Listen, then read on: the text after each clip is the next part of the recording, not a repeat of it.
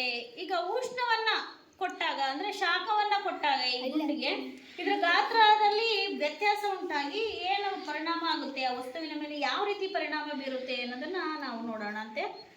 ಬಿಸಿ ಮಾಡ್ತಾ ಇದ್ದೀನಿ, ಅದ್ಲಾಡಿಸ್ದಂಗೆ ಒಂದೇ ದಿಕ್ಕಿನಲ್ಲಿ ಇದನ್ನು ಬಿಸಿ ಮಾಡ್ತಾ ಬರಬೇಕು.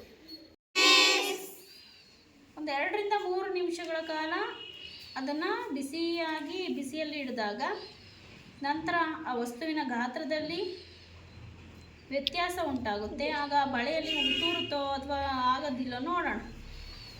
ಈಗ ನಾವು ಈ ಬಳೆಯಲ್ಲಿ ಹಾಕಿದಾಗ ಸುಲಭವಾಗಿ ಒಳಗಡೆ ಹೋಯ್ತಲ್ವಾ?